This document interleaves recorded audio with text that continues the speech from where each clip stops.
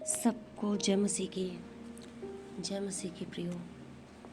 आज मैं बताऊंगी, कुछ लोग कहते हैं, मैंने कई जगह प्रचार में भी सुना है, बड़े अच्छे अच्छे प्रचारक भी कहते हैं कि धन शैतान की ओर से होता है। पर मेरा मानना ऐसा नहीं है कि धन शैतान की ओर से होता है, धन हमें शैतान देता है। नहीं, धन भी हमें परमेश्वर देते हैं, धन परमेश्वर की ओर से है।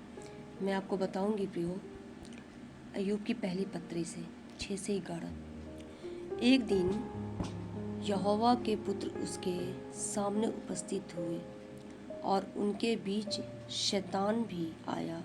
यहोवा ने शैतान से पूछा, तू कहाँ से आता है? शैतान ने यहोवा को उत्तर दिया, पृथ्वी पर इधर उधर घूमते फिरते और डोलते डालते आया हूँ। यहोवा ने शैतान से पूछा, क्या तूने मेरे दास अय्यूब पर ध्यान दिया है?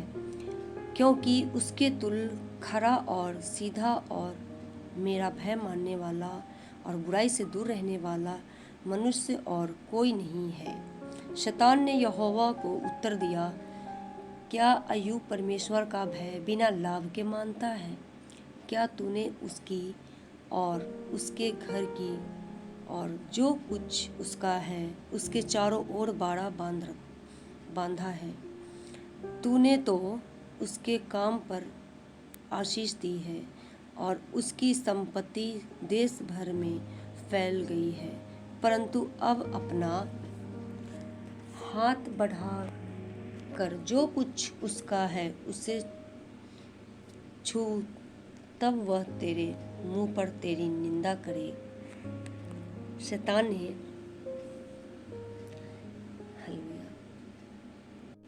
यहोवा ने शैतान से कहा, सुन, जो कुछ उसका है वह सब तेरे हाथ में है, केवल उसके शरीर पर हाथ न लगाना। तब शैतान यहोवा के सामने से चला गया। हालेलुया। प्रियो, मैं बताऊंगी, अय्यूब उस टाइम का सबसे रिच आदमी था, पूर्वी देश का सबसे बड़ा रिच व्यक्ति था वो। उस पूर्वी देश में उसके तुल्य कोई नहीं था संपत्ति में।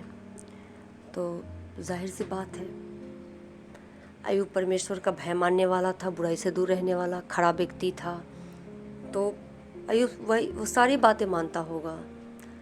अय्यूब अपना 10% भी देता होगा, ऑफरिंग देता होगा, परमेश्वर की सारी आज्ञाओं को मानता हो, तभी वो इतना रिच था। कुछ लोग कहते हैं संपत्ति धन शैतान की ओर से होता है। नहीं प्रियो, ये परमेश्वर की ओर से होता है। जब तक परमेश्वर ना चाहे किसी को कुछ नहीं दे सकता, सब कुछ परमेश्वर की ओर से है। अगर शैतान भी हमारे जीवन में आता है तो कहीं ना कहीं हमारे अंदर कोई कमी होती है, तो ही शैतान हमारे जीवन में काम करता है। वो भी मैं बताऊंगी आपको।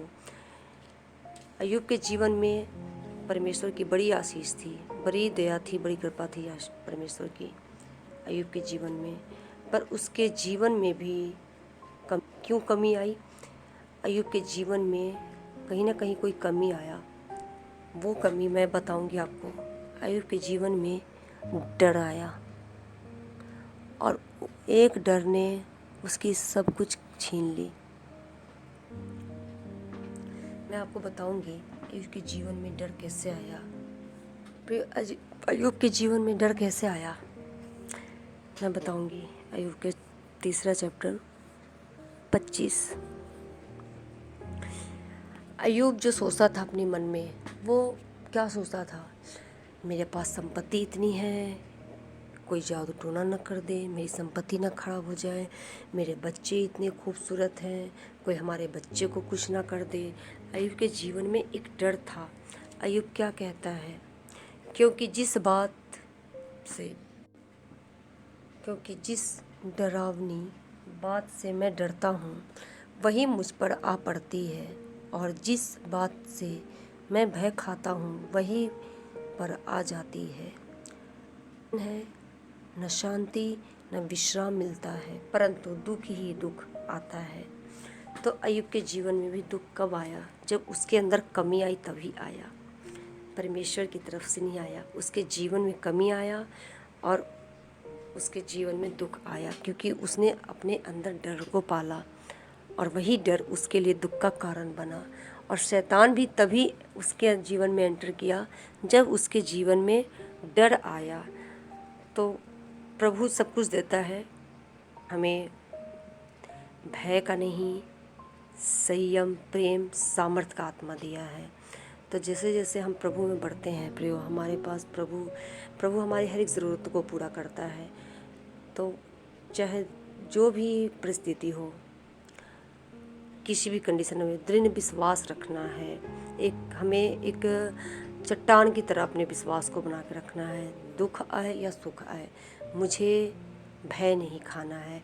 एक वचन को हर वक्त अपने दिमाग में, अपने मन में याद रखे और लेके चले कि परमेश्वर का वचन क्या कहता है। परमेश्वर का वचन सत्य वचन है। ये आकाश टल जाएंगी, पृथ्वी टल जाएगी, लेकिन परमेश्वर का वचन कभी नहीं टलेगा।